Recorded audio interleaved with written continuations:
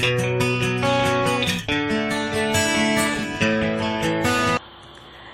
students, I SK Sahab and I welcome you to my YouTube channel Sahab English Classes.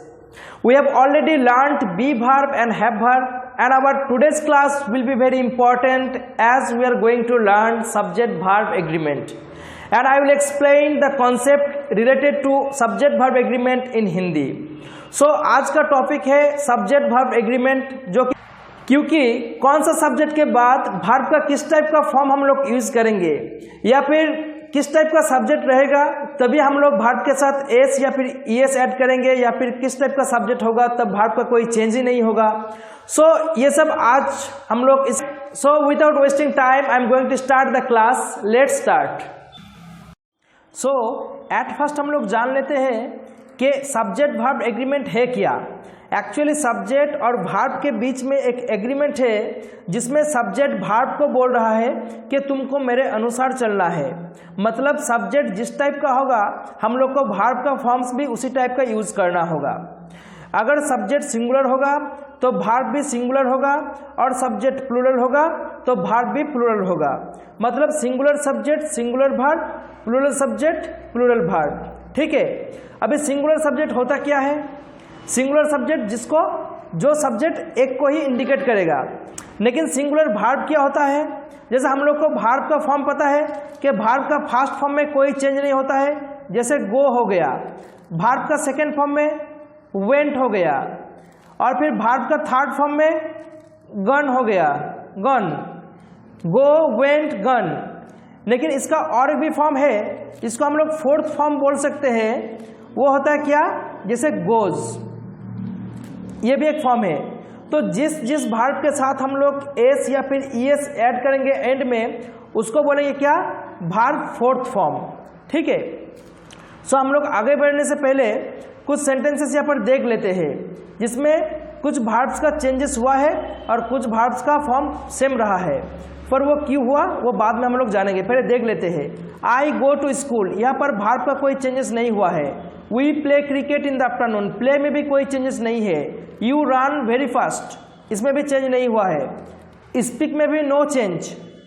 Goes में change हुआ है, जिसका original form है गो पर change हुआ है गोज, और रन्स में चेंज हुआ है, और प्ले में भी नो चेंज।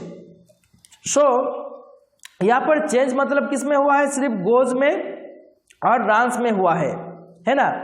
यहाँ पर भी ऊपर में भी एक रन था, आर यू एन रन, इसमें एस या फिर ईएस ऐड नहीं हुआ है, पर इस रन में ऐड हो गया है एस।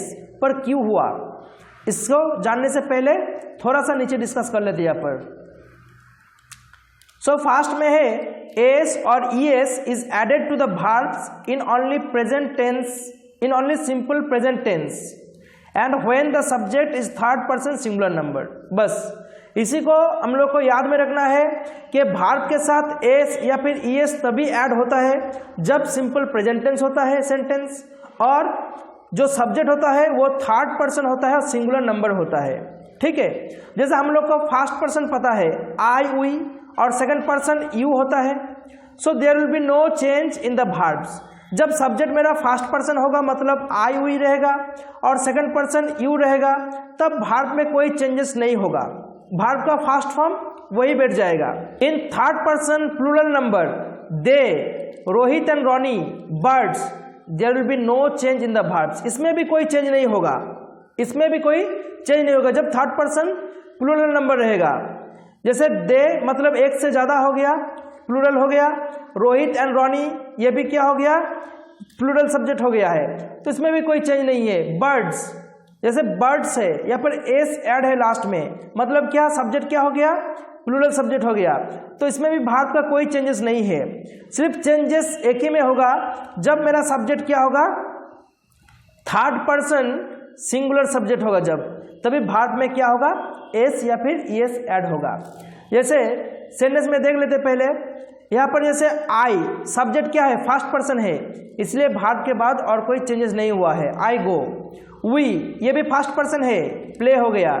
यू सेकंड पर्सन है, कोई चेंजेस नहीं हुआ है। दे ये भी थर्ड पर्सन क्या है? थर्ड पर्सन प्लूरल सब्जेक्ट है, इसलिए स्पीक नो चेंज। लेकिन ये जो है ही, थर्ड पर्सन है और सिंगुलर नंबर है, इसीलिए यहाँ पर क्या हो गया, गोज, ईएस ऐड हो गया इसमें। जैसे रोनी क्या है, थर्ड पर्सन सिंगुलर नंबर, इसलिए वर्ब के साथ एस ऐड हो गया। लेकिन ये सेंटेंस में देखेंगे कि Rohit and Ronnie play cricket in the afternoon. जब मैंने बोला कि रोहित सब सिंगल सब्जेक्ट था, मतलब सिंगुलर सब्जेक्ट था, तो इसमें ऐड हो गया एस। अगर इसमें अगर ये रोनी नहीं रहता, ये रोनी नहीं रहता, सिर्फ रहता रोहित, तब होता क्या, रोहित प्लेज क्रिकेट।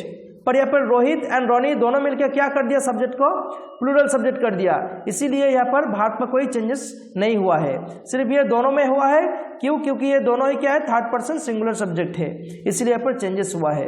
नीचे और कुछ सेंटेंसेस है, देख लेते हैं, सेंटेंस देकर इसको समझ लेते हैं।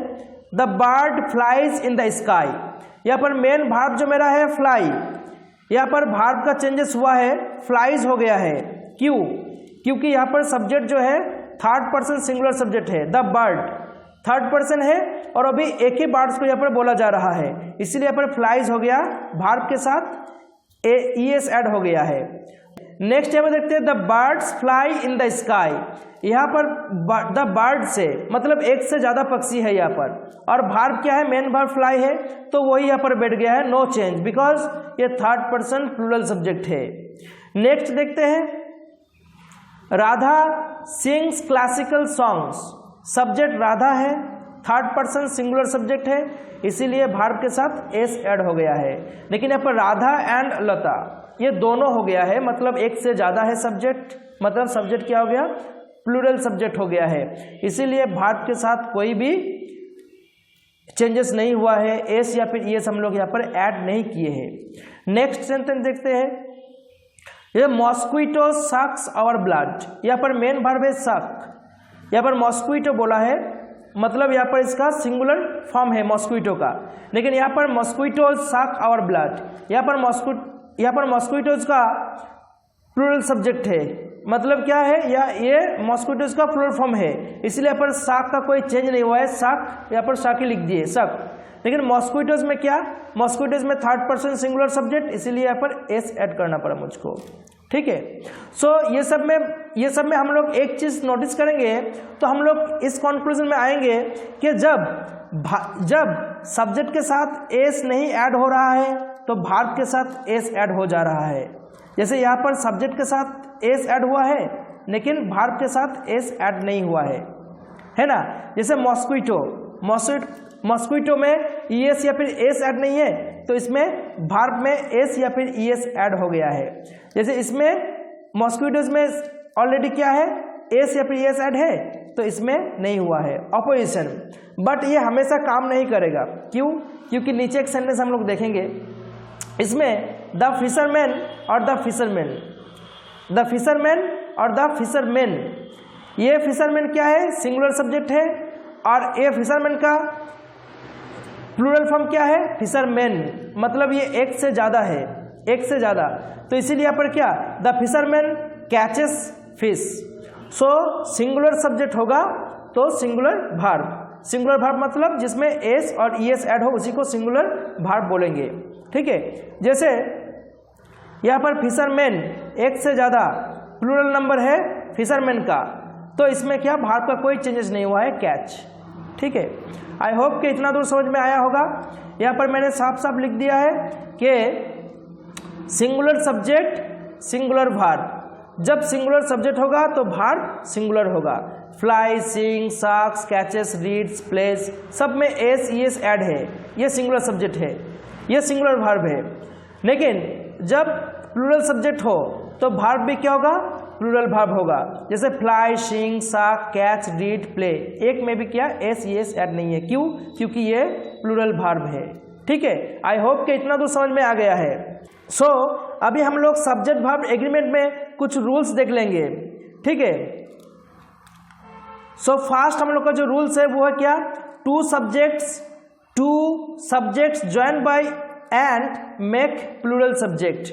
मतलब क्या, जब दो सब्जेक्ट कंजक्शन एंड देकर जुड़ा रहेगा तो उसको क्या सब्जेक्ट मानेंगे, उसको हम लोग प्लूरल सब्जेक्ट मानेंगे। मतलब दो सब्जेक्ट रहेगा और बीच में कंजक्शन एंड देकर जुड़ा रहेगा दोनों, तो पूरा होल सब्जेक्ट को हम लोग क्या कंसीडर करेंगे, प्लूरल सब्जेक्ट के हिसाब से हम लोग इसको कंसीडर करेंगे।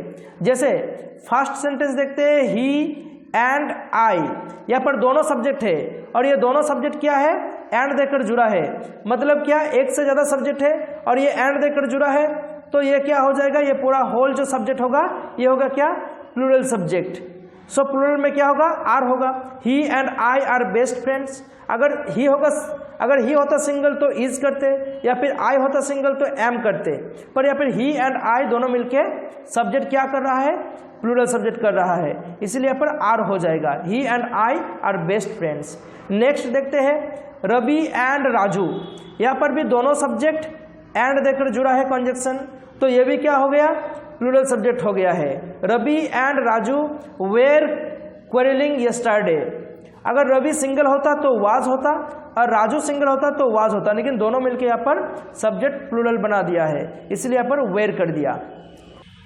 नेक्स्ट देखते हैं, नेक्स्ट में है कि when two subjects are joined by or either or neither not the verbs are placed according to the nearest subject. मतलब क्या, जब भी कोई सेंटेंसेस और आइदर और नाइदर नॉट ये तीनों देकर स्ट्रक्चर रहेगा, सो इसमें हम लोग क्या करेंगे, जो नज़दीक वाला सब्जेक्ट होगा उसके अनुसार मुझे वर्ब को देना है। ठीक है, जो नज़दीक वाला सब्जेक्ट रहेगा वो कैसे, ही और आई एम राइट। ठीक है, ही और आई एम राइट, यहाँ पर सेंटेंस और देकर जुड़ा है।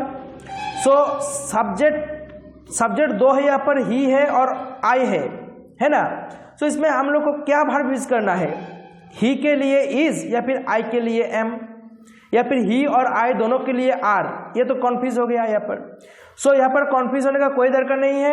यहाँ पर जब भी हम लोग का और आइदर और नाइदर नॉट से सब्जेक्ट जुड़ा रहेगा तो हम लोग जो इसका जो नज़दीक वाला मतलब वर्ब का जो नज़दीक वाला सब्जेक्ट रहेगा उसी के अनुसार मुझे वर्ब यूज करना है।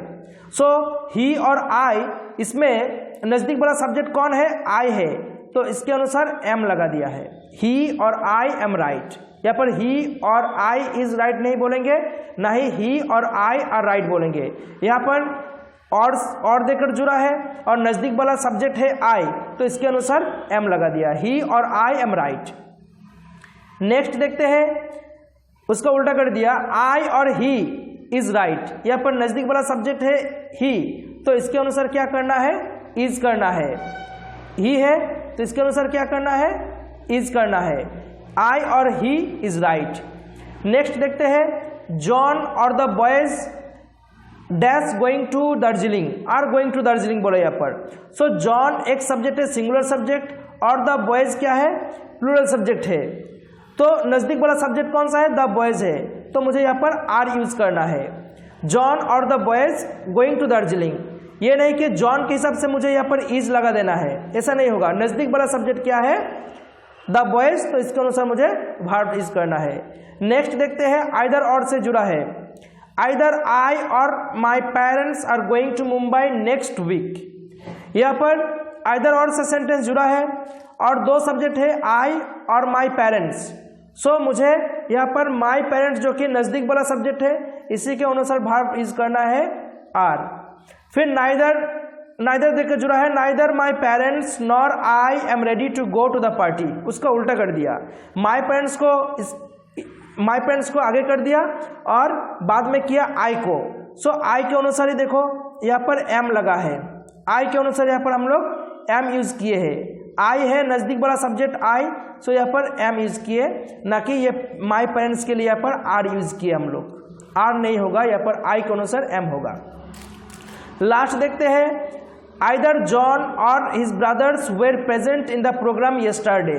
यहाँ पर जॉन सिंगुलर सब्जेक्ट है, हिज ब्रदर्स क्या है, प्लूरल सब्जेक्ट है, तो नज़दीक वाला सब्जेक्ट हिज ब्रदर्स है, इसीलिए यहाँ पर क्या होगा, वेर हो जाएगा। ओके, आई होप कितना दूर क्लियर हुआ है। सो हम लोग नेक्स्ट देख लेते हैं। नेक्स्ट है, when two subjects are joined by, with, along with, as well as, the verbs are placed according to the main subjects that begin the sentences।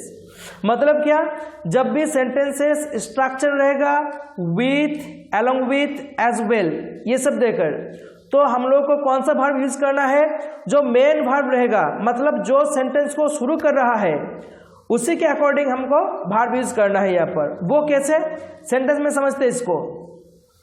जैसे बोला I with my parents am going to Pune, यहाँ पर दो subject है, आई है और आई के साथ विथ देकर जुड़ा है माई पेरेंट्स, लेकिन विथ और अलोंग विथ और एज वेल एज के बाद जो भी सब्जेक्ट रहे वो हमें नहीं देखना है, जो फर्स्ट सेंटेंस को शुरू कर रहा है जो सब्जेक्ट उसी को देखेंगे और उसी के अनुसार क्या वर्ब को यूज करेंगे।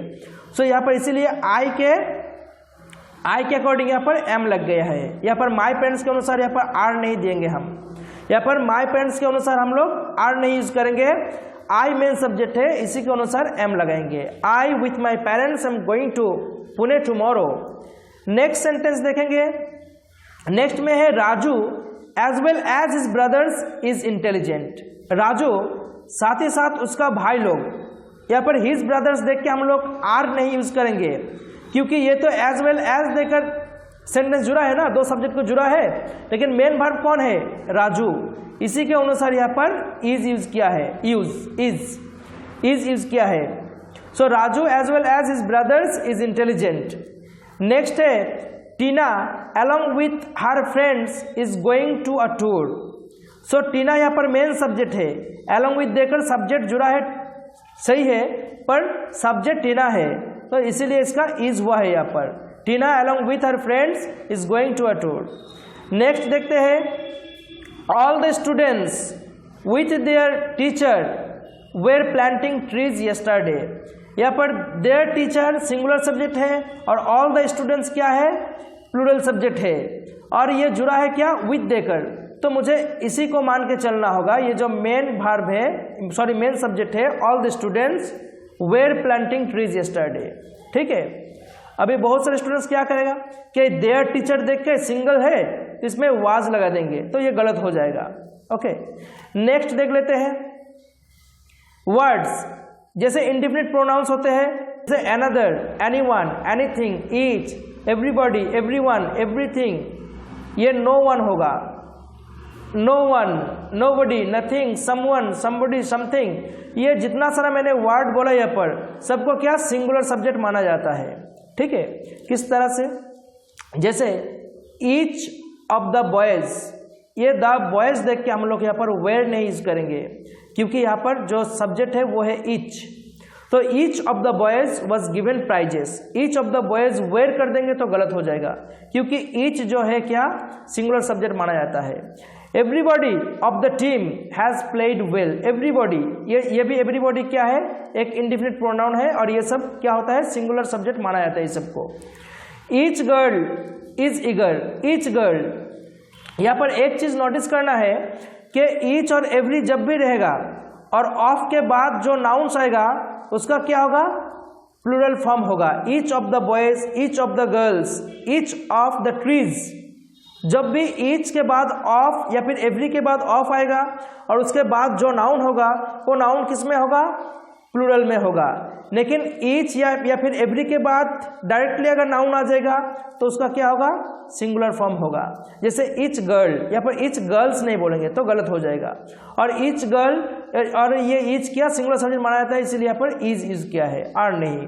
ठीक है, नेक्स्ट देखते हैं no one is guilty in this case. मैंने अभी ऊपर में बोला कि नो वन जो है ये ऑन वन हो गया है पर ये नो वन है, सो नो वन क्या होगा, ये सिंगुलर सब्जेक्ट क्रिएटेड किया जाता है इसे, तो यहाँ पर no one is guilty, no one are नहीं करेंगे। नेक्स्ट क्या है, everyone in the group C was performing excellently, मतलब क्या, एवरीवन यहाँ पर क्या है, एक इंडिफिनिट प्रोनाउंस है और जितना भी इंडिफिनिट प्रोनाउंस होता है वो सबको क्या सिंगुलर सब्जेक्ट माना जाता है। सो ग्रुप सी में जो भी था सब अच्छा परफॉर्मेंस किया, सो यहाँ पर वाज यूज किए, क्यों, क्योंकि एवरीवन है इसलिए। ओके, सो नेक्स्ट देख लेते हैं और यही आज का लास्ट है, subject verb agreement in the case of article the, मतलब द भी एक की प्ले रोल करता है सब्जेक्ट वर्ब एग्रीमेंट में। वो किस तरह से, जैसे देखेंगे यहाँ पर सेंटेंस है the principal and the secretary were present in the meeting. और फिर नेक्स्ट सेंटेंस में बोला the principal and secretary was present, यहाँ पर इन होना चाहिए, in the meeting. The principal and the secretary was present in the meeting. और first sentence में the principal and the secretary were present in the meeting. So हम first sentence में यहाँ पर वेर यूज किया है और सेकंड सेंटेंस में वाज यूज किया है। ऐसा क्यों? क्योंकि यहाँ पर मैंने द 2 बार यूज किया है फर्स्ट सेंटेंस में। The principal and the secretary were present in the meeting, मतलब जो प्रिंसिपल है वही सेक्रेटरी नहीं है। यहाँ पर 2 पर्सन्स के बारे में बात कर रहे हैं हम लोग, एक प्रिंसिपल अलग पर्सन और एक सेक्रेटरी अलग पर्सन। लेकिन जो हम लोग का सेकंड वाला सेंटेंस है the principal and secretary was present in the meeting, यहाँ पर लेकिन जो प्रिंसिपल है वही सेक्रेटरी है। क्यों? क्योंकि यहाँ पर द पहले शुरू किया है, लेकिन यहाँ पर और द मैंने लगाया नहीं है। ठीक है, the principal and secretary.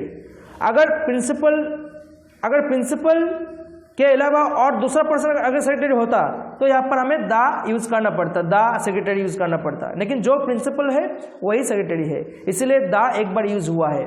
First sentence में क्या है? The principal and the secretary were present in the meeting. यहाँ पर 2 पर्सन के बारे में बात किया जा रहा है, इसलिए यहाँ पर वेर यूज हुआ है। जैसे बोलेंगे I have a black and white horse, और एक हुआ आई have a black and a white horse. यहाँ पर भी ए मैंने एक बार यूज किया है आर्टिकल, लेकिन यहाँ पर नीचे वाला सेंटेंस में ए 2 बार यूज किया है। इसका मतलब क्या? आई have a black and white horse, मतलब मेरे पास एक ही घोड़ा है जिसका कलर क्या है? Black and white. I have a black and white horse, मेरे पास एक घोड़ा है जिसका कलर क्या है? Black and white. लेकिन जो सेकंड सेंटेंस है I have a black and a white horse, मतलब क्या? मेरे पास एक काला घोड़ा भी है और अलग करके एक व्हाइट घोड़ा भी है। ठीक है, यहाँ पर दो बार आर्टिकल यूज किया है a. I have a black and a white horse.